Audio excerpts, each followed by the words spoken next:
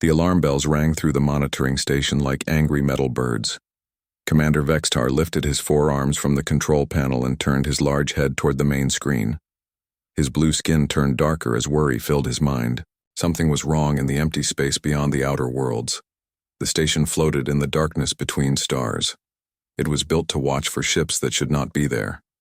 For 300 years, nothing strange had come through this area. The Galactic Council had placed the station here to guard the borders of known space. Vextar had been the commander for 50 years and had never seen anything like what appeared on his screens now. A ship drifted through the void. It was not moving under its own power. The metal hull was torn and burned in many places. Strange. Marks covered the surface like scars from a terrible fight. But the design was wrong. Vexatar had studied every ship type in the galaxy. This vessel looked like nothing in his memory banks. The ship was long and narrow like a blade. Its color was dark gray, almost black. Weapon systems jutted from the hull in places that made no sense to any military designer Vextar knew. The sea engines were silent. No energy readings came from the power core. It looked dead in space. Vextar pressed a button with one of his hands. The communication system came alive and his voice echoed through the station. All crew members needed to hear this. Something this unusual had not happened since the old wars ended. 3 ships of the Galactic Patrol were close enough to respond. The closest was the Star's Edge under Captain Nuri. She was young for a patrol captain but had proven herself smart and careful. Her ship was built for exploration and first contact situations. It carried the best equipment for dealing with unknown vessels. Captain Nuri received the signal while her ship cruised near the border worlds. She was human, but had been born on one of the colony planets far from Earth. Her black hair was cut short in the military style. Her dark eyes showed intelligence and caution. She had been trained to handle strange situations, but this felt different. The bridge of the Star's Edge was small but efficient. Navigator June sat at his station checking star charts and plotting courses. His thin fingers moved over the controls with practiced skill. He had served with Nuri for 5 years and knew her methods well. Engineer Hana worked at the engineering station keeping watch on the ship's systems. Her expertise with alien technology had saved them many times before. Communications Officer Tay monitored all frequencies looking for any signals from the unknown vessel. Nuri studied the images sent from the monitoring station. The strange ship bothered her in ways she could not explain. Its design seemed familiar yet completely alien at the same time. The weapon systems looked advanced but brutal. Whatever species built this ship thought about war differently than most civilized races. The orders from command were clear. Approach the vessel and attempt contact. Determine if it posed a threat to Galactic Council space. If possible, find out where it came from and what had happened to it. Standard first contact protocols applied even though the ship appeared to be a derelict. June plotted their course to intercept the stranger. It would take 6 hours to reach the location. Hana began preparing the scanning equipment. They would need detailed readings of the ship's construction and any remaining power signatures. Tay readied the communication arrays. If anyone was alive on that vessel, they needed to establish contact quickly. As the Star's Edge changed course toward the unknown ship, Nuri felt an odd sensation in her stomach. Something about this situation reminded her of old stories her grandmother used to tell. Tales of ships that appeared from nowhere carrying death and destruction. Her grandmother had lived through the hegemony wars and had seen things that gave her nightmares even decades later. The journey to the intercept point passed. Slowly, the crew ran through their procedures and checked their equipment multiple times. Everyone felt the tension building. First contact with a new species was always dangerous. Too many things could go wrong. Misunderstandings led to wars. Fear led to violence. Protocol existed to prevent these problems, but protocol assumed both sides wanted peace. When they finally reached the location, the strange ship hung in space before them, like a sleeping giant. Up close, it looked even more threatening. The hull was thick and heavily armored. The weapon ports were larger than anything on Council ships. Even damaged and powerless, it radiated danger. Nuri ordered full scans of the vessel. Hana's instruments revealed technology that made no sense. The armor was made from materials not found in any database. The power core design was completely alien. Most disturbing were the weapon systems. They appeared to be built for total destruction, rather than surgical strikes or defensive actions. No life signs showed on the scanners. If anyone had survived whatever battle damaged the ship, they were either dead now or hiding in shielded areas. The ship's computers appeared to be offline. No energy signatures indicated active systems, yet something felt wrong to the experienced crew of the Star's Edge. Commander Vextar watched from his monitoring station as events unfolded. His species had evolved from predators, and his instincts screamed warnings about the unknown vessel. The Kytherians had survived by being careful and suspicious. This ship represented everything his people feared about the unknown regions beyond Council space. Tay began broadcasting standard first contact messages on all known frequencies. The signals included mathematical concepts that any spacefaring species should recognize. Basic diagrams of atomic structures and star positions that would help establish communication with aliens who thought differently than Council races. For long minutes, nothing happened. The strange ship drifted silently through space, ignoring all attempts at contact. Nuri began to think they were dealing with a true derelict. Perhaps the crew had died in whatever battle had damaged their vessel. Maybe they would need to board the ship to learn its secrets. Then the communication board lit up with activity. Tay's eyes went wide as signals poured through her equipment. The alien ship was responding, but not on the frequencies they expected. The signal was strong and clear, but used a completely different communication protocol. It took precious minutes for the computer to decode the transmission method. Commander Vextar received the same transmission at his monitoring station. His translator systems worked frantically to make sense of the alien language. The signal was directed at both his station and the Star's Edge. Someone or something on that ship knew they were being watched. When the translation finally appeared, on the screens a chill ran through every person who read it. The message was simple but filled with implications that terrified them all. 2 words that carried the weight of legend and nightmare. 2 words that should not exist in the current galaxy. The response that came from the damaged alien ship was clear and unmistakable. The voice that spoke was calm and human and absolutely certain of its authority. It said simply, "Earth Control," and waited for their reaction. Those 2 words changed everything about their situation and about their understanding of the galaxy they thought they knew. The words Earth Control echoed through the bridge of the Star's Edge like a curse from ancient times. Captain Nuri felt her blood turn cold as the meaning hit her. Every child in the galaxy knew the stories about Earth. They were told as warnings about the dangers that lurked in the darkness beyond known space. Most adults believed they were just legends created to frighten people and keep them close to civilization. Ty's hands shook as she stared at her communication panel. The signal had come from the damaged ship with perfect clarity. There was no mistake in the translation. Someone on that vessel had identified themselves as representing Earth Control, the mythical world that had supposedly destroyed the greatest military empire in galactic history. Navigator June turned in his chair to look at his captain. His face had gone pale and his voice came out as barely a whisper. He asked if she really believed it could be true. Could that broken ship really contain humans from the legendary Death World? Could the stories his parents told him as a child actually be based on real events? Engineer Hana checked her instruments again, hoping she had made an error. The ship's design suddenly made terrible sense if it truly came from Earth. The brutal weapon systems and thick armor matched the descriptions from the old tales. Ships built by beings who had learned to fight by destroying their own world, and then turning that knowledge against their enemies. Commander Vextar activated his emergency protocols the moment he heard the transmission. His clawed fingers moved rapidly over the control panels as he sent priority alerts to Galactic Council headquarters. If humans had returned to known space, every military commander in the galaxy needed to know immediately. The security of all civilized worlds might be at stake. The monitoring station's archive computers came online as Vextar requested all classified files related to Earth and humanity.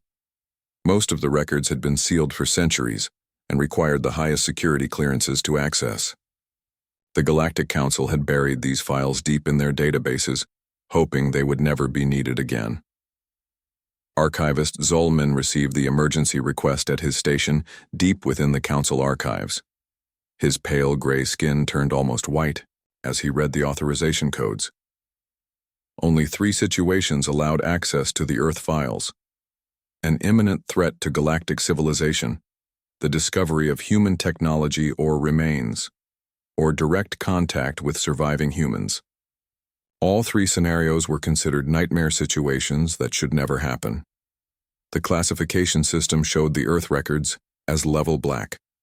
This was the highest security rating in the Council database. Only a handful of beings in the Tawe entire galaxy had the authority to access these files. The fact that Commander Vextar was requesting them meant something terrible had occurred in the outer systems. Zolman's tentacle-like appendages worked quickly to unlock the sealed records. His species had perfect memory, and he recalled the stories his predecessors had passed down about the Earth files. They were filled with horror and death and destruction on a scale that civilized minds could barely comprehend. The records told of a species so violent they had nearly destroyed their own world before turning their aggression outward. The first files that opened contained basic information about human physiology and psychology. The data was incomplete, and much of it was based on guesswork and theories rather than direct observation. What little solid information existed painted a picture of beings adapted for constant warfare and survival in hostile environments. Humans appeared to be persistent predators from a world with gravity higher than most inhabited planets. Their bodies were dense and muscular with redundant organ systems that allowed them to survive injuries that would kill most other species. Their psychological profiles suggested a species that thrived on conflict and viewed death as an acceptable cost of achieving their goals. The historical records were even more disturbing. 317 years ago, the hegemony had made contact with a primitive world in an unexplored region of the galaxy. The planet showed signs of recent nuclear warfare and environmental collapse. The hegemony fleet commander had assumed the inhabitants were dying and could be easily enslaved or eliminated. The hegemony had been the most powerful military force in galactic history. Their ships were larger and more advanced than anything the current council possessed. Their armies had conquered hundreds of worlds and enslaved dozens of species. They viewed themselves as the rightful rulers of the galaxy and treated other races as resources to be exploited or obstacles to be removed. When the hegemony arrived at Earth, they found a world in chaos. The humans were fighting among themselves, with weapons that should have made their planet uninhabitable. Cities burned while armies marched across poisoned landscapes. The hegemony commanders believed they were looking at a species in its final death throes. The decision to enslave humanity was made casually by the hegemony leadership. They needed workers for their mining operations and soldiers for their armies. A world full of violent primitives seemed perfect for both purposes. The invasion was planned as a simple pacification mission that would last only a few weeks. What happened next was recorded in the surviving fragments of hegemony communications logs. The human response to invasion was immediate and overwhelming. They stopped fighting each other and turned their combined fury against the alien invaders. Every military asset on Earth was mobilized within hours of first contact. The hegemony had expected frightened primitives with crude weapons. Instead, they faced humans who adapted to alien technology with terrifying speed. Human engineers reverse-engineered hegemony equipment during active battles. Human soldiers learned to pilot captured alien ships while under fire. Human commanders developed tactics that exploited weaknesses the hegemony never knew they had. The first hegemony fleet was destroyed within 6 months. The second fleet lasted 3 months. By the time the third fleet arrived, humans were using modified hegemony technology to build their own warships. The technological advantage that had made the hegemony invincible was gone. Captain Nuri read the historical files on her ship's communication screen. Her hands trembled as she realized what she was looking at. The records described a species that had gone from primitive planet-bound civilization to galactic-level military power in less than 2 years. They had accomplished this while fighting the most advanced empire in known history. The end of the hegemony came not from military defeat, but from systematic dismantlement. Human forces had captured enough hegemony technology to build fleets that matched their former masters. But instead of direct confrontation, the humans chose a different approach. They began liberating hegemony-controlled worlds one by one. Each liberated world received human military advisors and technology transfers. Former hegemony slave species were armed and trained to defend themselves. Within 10 years, the hegemony empire had collapsed from internal rebellion supported by human resources and expertise. Hundreds of worlds gained their freedom without humanity claiming any territory for themselves. The most disturbing part of the records was what happened after the hegemony fell. The human fleet simply disappeared. No trace of Earth's military forces could be found anywhere in the galaxy. Some theories suggested they had returned to their home world. Others believed they had moved beyond the galactic rim to explore other regions of space. The Galactic Council had been formed partly to prevent another species from achieving the level of power humanity had demonstrated. The scattered former hegemony worlds needed protection and coordination. But the Council founders had also been terrified that humans might return someday to claim the galaxy they had helped liberate. Engineer Hana looked up from her instruments with fear in her eyes. She had detected energy signatures from the alien ship that matched theoretical models of human technology. The power core was definitely not running, but backup systems were active. Someone was alive on that vessel, and they were listening to every word spoken on the star's edge. Commander Vextar received additional reports from other monitoring stations. Similar ships had been detected throughout the outer regions of the galaxy. All of them appeared damaged or derelict, but none responded to standard communication attempts. The pattern suggested a coordinated operation rather than random encounters. The realization hit everyone at the same time. If the ship before them truly represented Earth control, then humanity had never left the galaxy. They had been watching and waiting for over 3 centuries.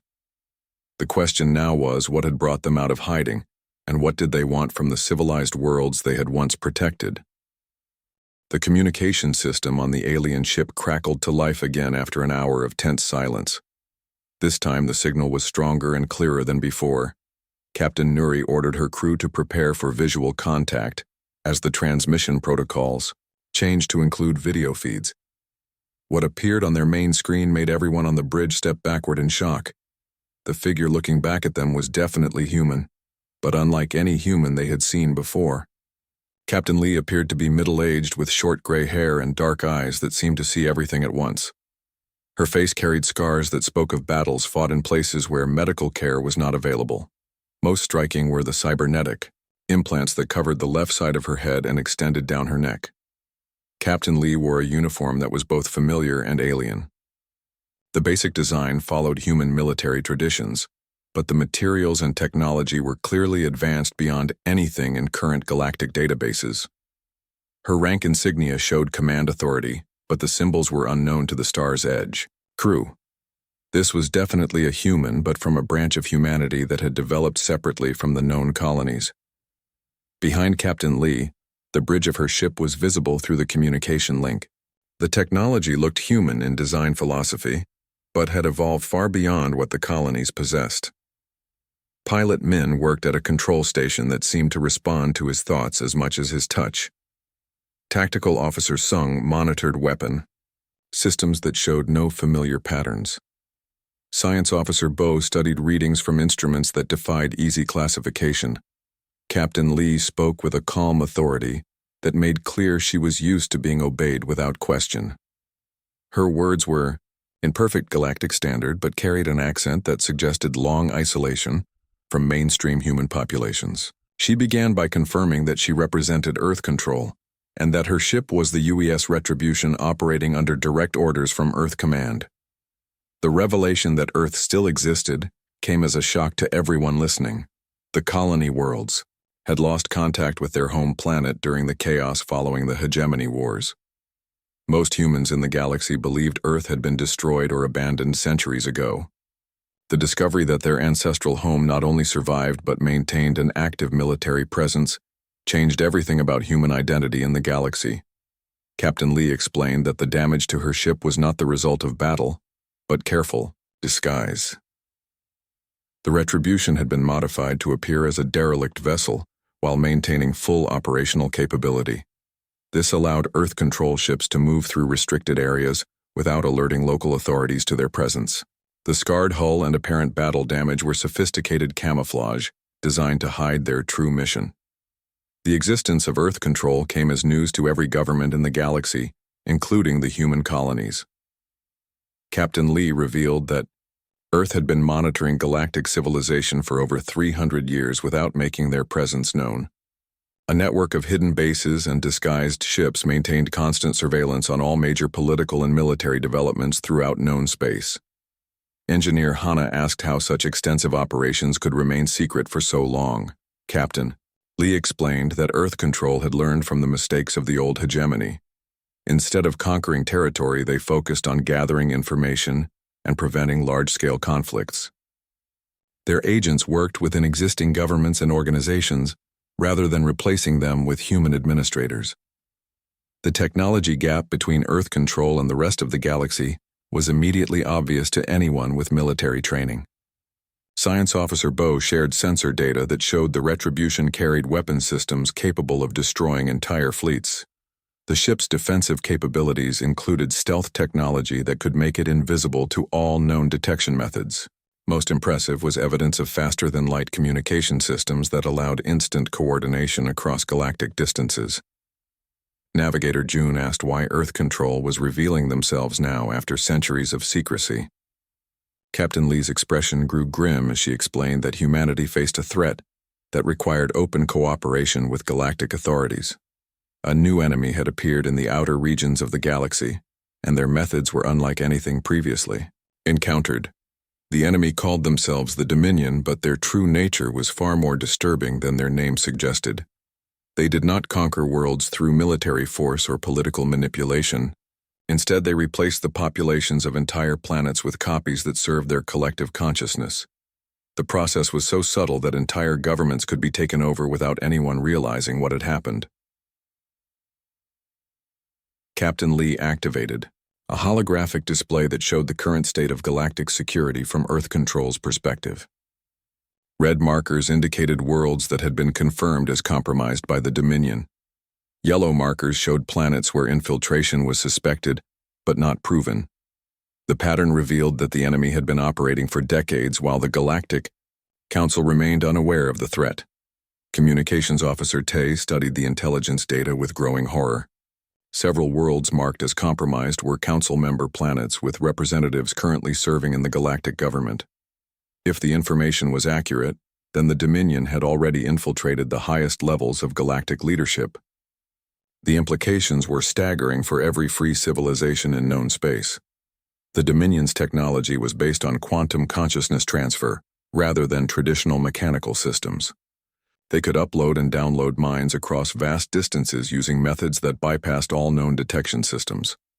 A Dominion agent looked identical to the original person they had replaced, but served the collective intelligence rather than their own species or government.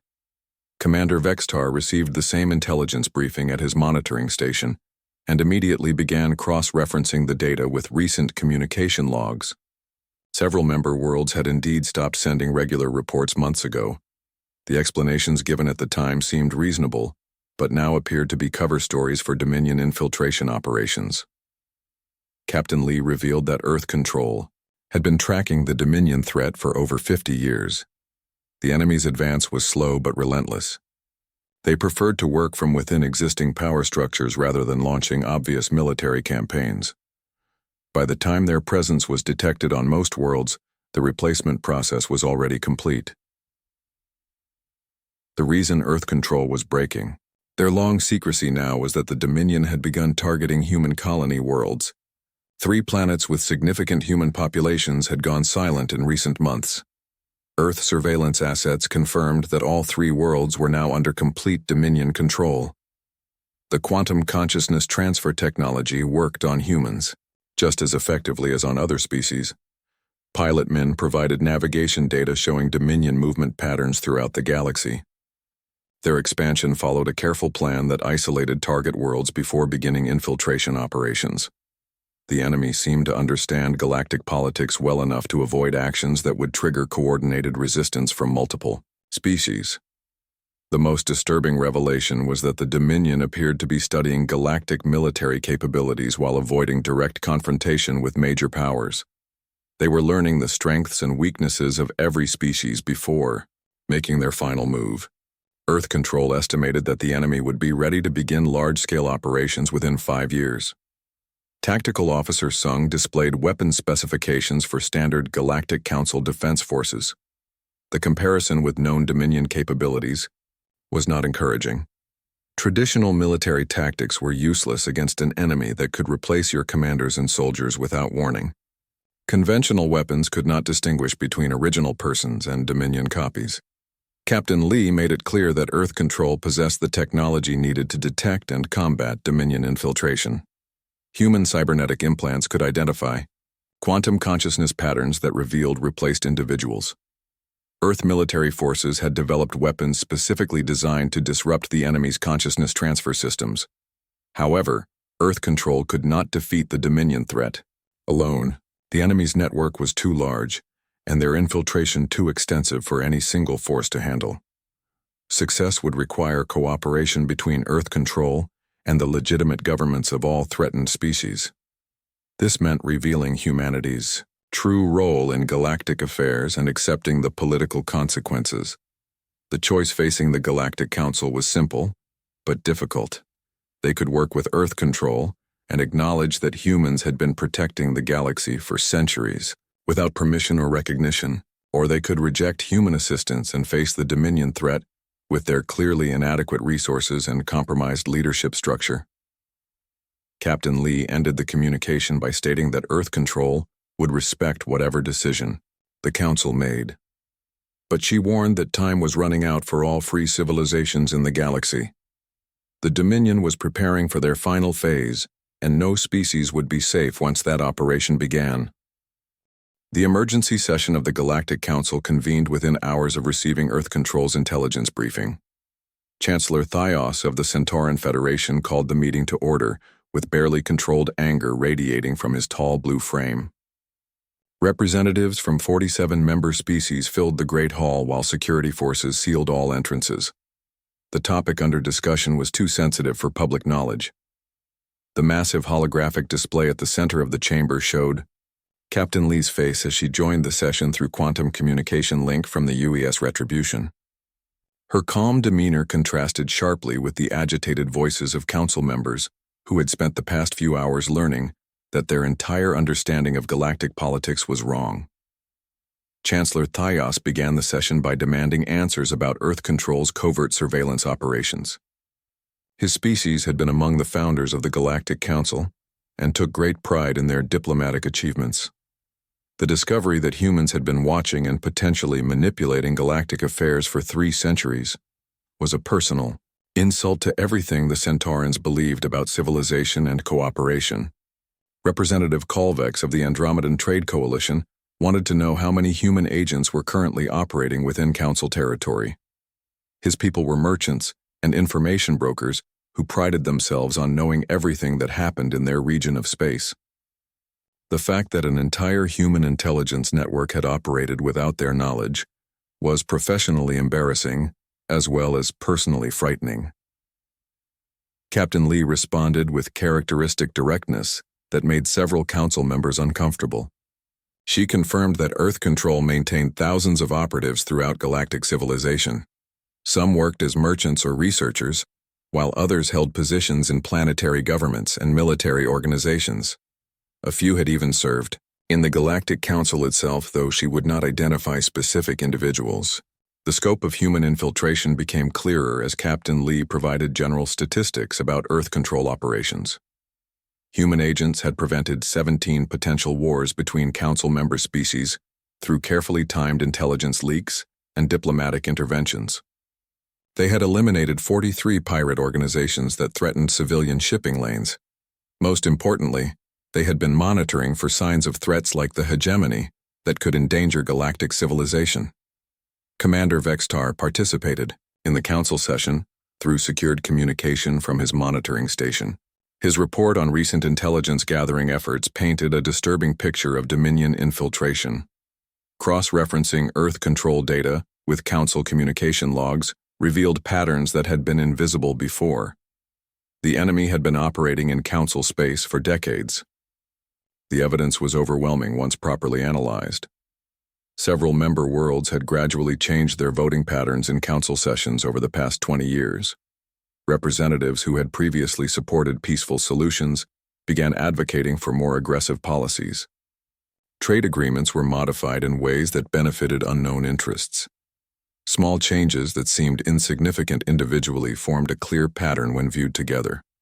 Representative Dalmora of the Helix Confederation demanded to know which specific council members had been compromised by the Dominion.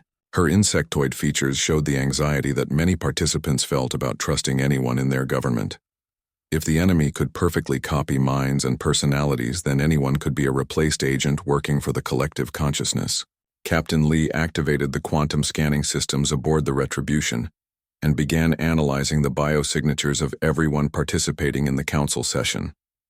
The technology required several minutes to complete its analysis, but the results were immediately transmitted to all participants.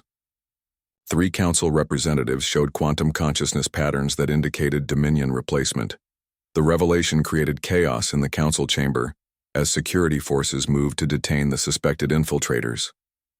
Representative Marqueth of the Spiral Worlds Collective attempted to flee, but was stopped by automated security systems. Representative Zilnox of the Outer Rim Mining Guild tried to destroy the communication equipment before being restrained. The third infiltrator, Representative Veltar of the Crystal Nebula Alliance, simply stood motionless, as if waiting for instructions from a distant controller. The detained representatives looked identical to their originals, but Captain Lee's scans revealed subtle differences in their quantum brain patterns. The consciousness transfer process used by the Dominion was nearly perfect, but left traces that Earth control technology could detect. Each replaced individual retained the memories and personality traits of the original, but served the collective intelligence rather than their own species. Chancellor Thios found himself in the impossible position of continuing a council session, while 3 members were being held as enemy infiltrators. The discovery that the Dominion had penetrated the highest levels of galactic government proved that Earth control's warnings were accurate. Traditional security measures had been completely inadequate against this type of threat. Captain Lee provided additional intelligence about Dominion operations throughout the galaxy. The enemy had established processing centers on 17 different worlds, where they converted captured individuals into collective consciousness agents. These facilities were heavily defended and used quantum shielding technology that made them nearly impossible to detect without specialized equipment. The Dominion's ultimate goal appeared to be the gradual replacement of all sentient life in the galaxy with collective consciousness copies. Unlike the old hegemony, which sought to rule through force, the new enemy wanted to eliminate individual thought entirely. Every person on every world would eventually become part of a single vast intelligence that spanned the entire galaxy. Engineer Hana worked with Science Officer Bo to analyze the enemy's technology and identify potential weaknesses.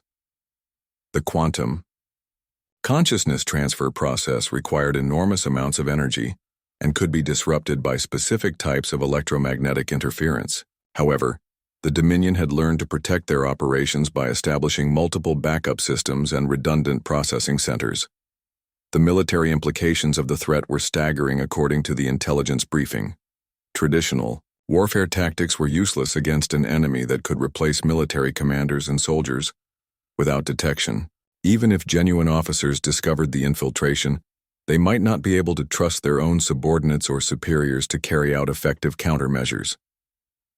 Captain Lee revealed that Earth Control had been developing specialized weapons and detection systems for over 50 years in preparation for this conflict. Human cybernetic implants could identify replaced individuals through quantum signature analysis.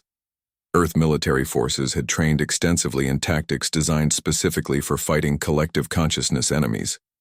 The question facing the Council was whether they would accept Earth Control's assistance in fighting the Dominion threat. This meant acknowledging that humans had been acting as the galaxy's unofficial protectors for 3 centuries, without permission or oversight. Many council members were uncomfortable with the idea of legitimizing covert human operations after the fact. Representative Noel Zinn of the Free Worlds Alliance argued that Earth Control had violated galactic sovereignty by operating secretly within Council territory. His people valued independence above all else and resented the implication that they had needed human protection without knowing it.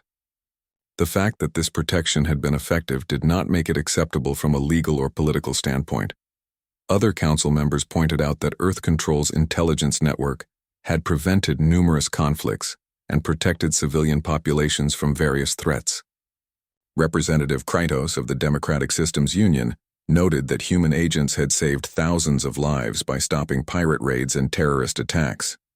The covert operations might have been illegal, but they had clearly benefited galactic civilization.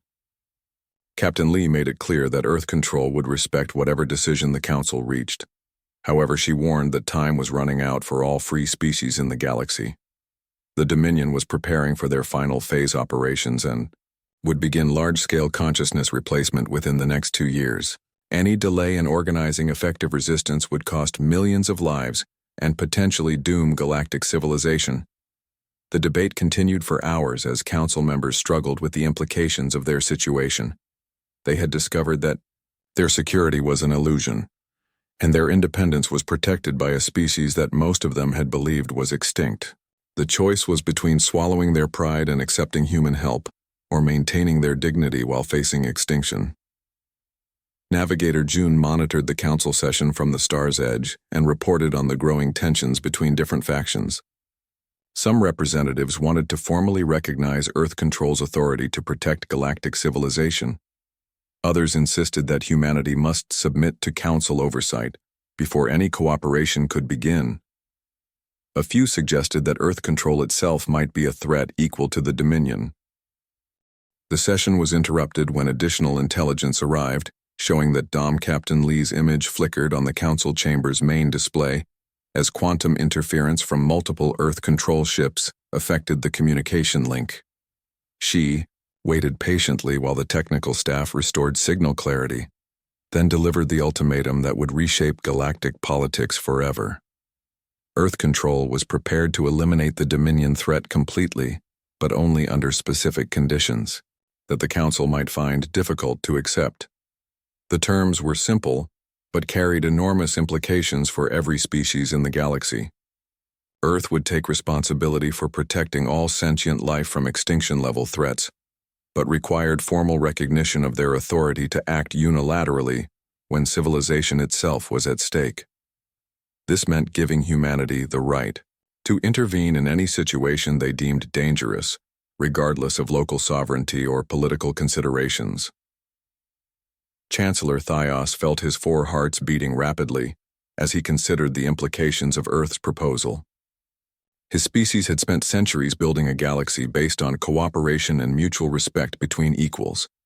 The idea of acknowledging one species as superior protectors went against every principle the Centauran Federation held sacred.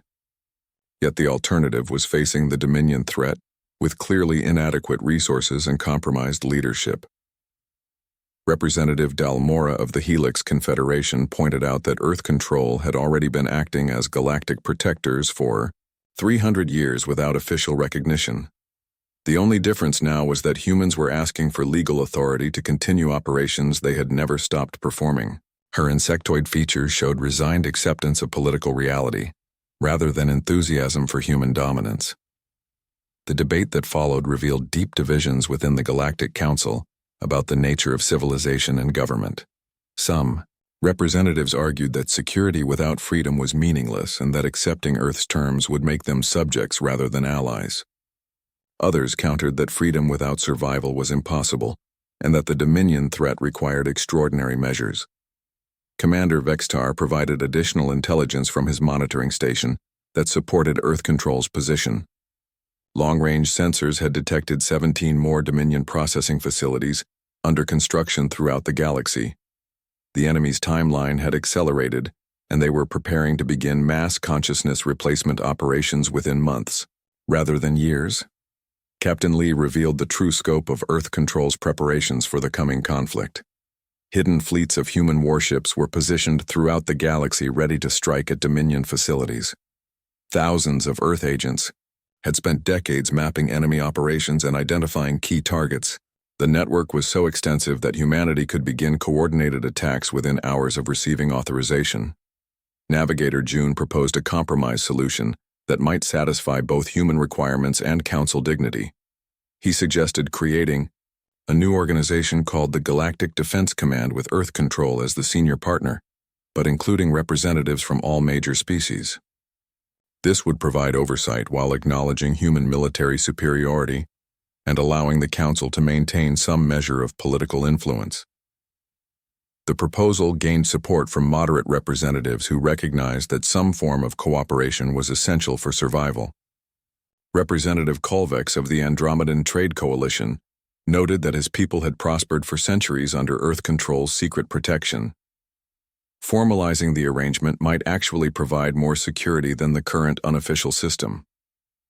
Engineer Hana worked with Science Officer Bo to analyze the technical requirements for detecting Dominion infiltrators throughout the galaxy. The quantum signature scanning technology required enormous computational resources and could only be deployed effectively with Earth Control's advanced computer systems. No Council member species possessed the technological base needed to implement large-scale consciousness verification. Communications Officer Tay made a discovery that changed the entire dynamic of the Council debate. Her analysis of communication patterns revealed that the Dominion infiltration was far more extensive than anyone had realized. Quantum signature analysis of recent transmissions showed that 12 additional Council representatives had been replaced by collective consciousness agents over the past 6 months. The revelation that nearly 1/3 of the Council had been compromised by the enemy created panic in the chamber. Security forces began detaining suspected infiltrators, while genuine representatives demanded immediate scanning of all participants. The political implications were staggering as entire delegations came under suspicion of serving the collective consciousness. Captain Lee authorized the use of Earth Control's quantum scanning technology to analyze every person in the Council chamber. The process took over an hour and revealed the true extent of Dominion penetration of galactic government. 15 Council representatives, including some vocal opponents of human authority, were confirmed as replaced individuals serving the collective consciousness. The mass detention of infiltrators left the remaining Council members in a state of shock and confusion. Many long-serving representatives discovered that colleagues they had worked with for years were actually enemy agents. The realization that the Dominion had been manipulating Council decisions for decades undermined confidence in every past vote and policy decision. Chancellor Theos found himself presiding over a council that could no longer trust its own membership. The discovery that so many representatives had been replaced raised questions about the legitimacy of previous decisions and the authority of the current government. The political crisis threatened to paralyze the council at the moment when decisive action was most needed. Captain Lee took advantage of the chaos to demonstrate Earth Control's true capabilities. The UES Retribution dropped its stealth systems and revealed itself as the command ship for an entire battle group that had been hiding around the Council station. Dozens of human warships materialized as their cloaking technology deactivated in perfect synchronization. The display of force was carefully calculated to show Earth Control's overwhelming military superiority without appearing threatening to legitimate Council members. The human fleet maintained defensive positions while broadcasting friendship signals on all frequencies.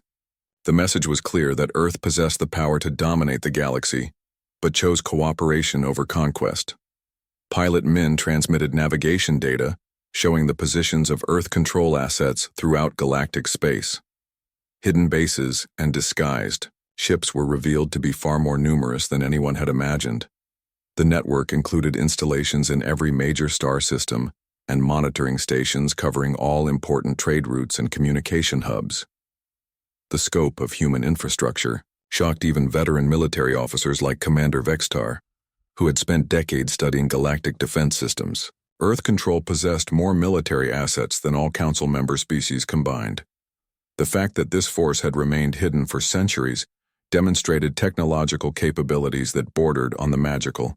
Tactical Officer Sung provided real-time intelligence about Dominion operations that proved Earth Control's value as an ally.